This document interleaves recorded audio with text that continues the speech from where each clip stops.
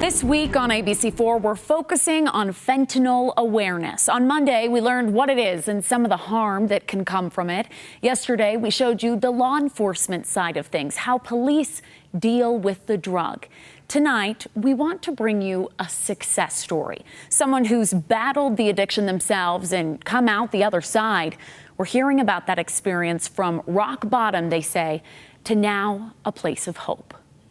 When you're building your walls, you know, sometimes we get some mattresses that flop, and so you just tie it in so everything's nice and safe.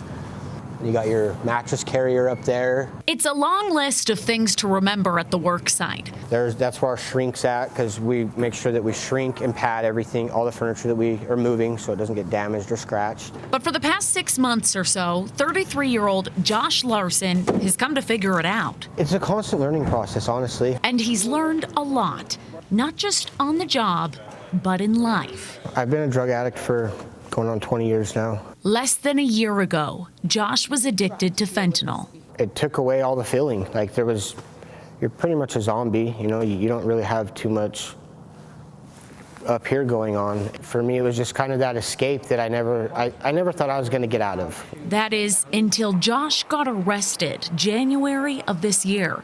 He says that was his turning point. I was homeless on the streets up here. I've never been homeless before. I can remember I was up on the Jordan Trail. I'm just thinking to myself, like, what am I gonna do? You know, I got arrested. It's kind of a God shot, you know. I remember sitting in there going through the withdrawals and just being like, I've done my whole life incarcerated, and you know, I was so fed up with it and done. That's when Josh found the Other Side Academy, a full-time recovery program with employment, what he's doing now. The mandatory stuff that we need on our truck every single day. At this point, he's been fentanyl-free for over 6 months. I can actually look in the mirror today and I love who I look at, you know? And so I think that's the biggest part for me, because for the longest time, I couldn't even look at myself in the eyes in the mirror. I hated myself. And now I just feel like I'm starting to gain that purpose in life. And it's not just Josh. When you go down the hall, over here we have a board that has all our jobs on it for the day. You'll find Brendan Barry.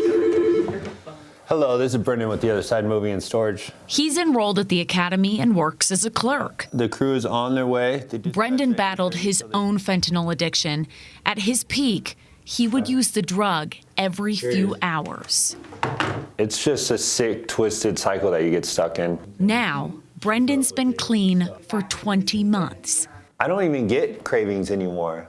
Like it's not even talked about or discussed. It's so in the past. He credits his work at the Other Side Academy. It was just a miracle that I got here, and so I believe that there was something more to it. There was definitely my time, and there was just the way I was going was not. It wasn't going to end well. Now they say the door is closed for both of them on that chapter. How did they do it? Here at the Other Side Academy, they address your beliefs, they teach you accountability, they show you to show up for other people, not just for yourself. And now that's what Josh does 6 days a week. All I could say is just keep fighting, don't give up on yourself, keep fighting the fight.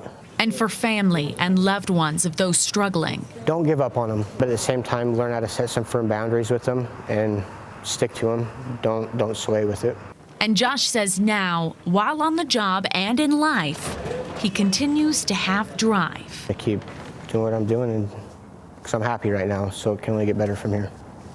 Heading out, looking towards what's to come. When I asked Josh and Brendan about their secret to success, how did they stop?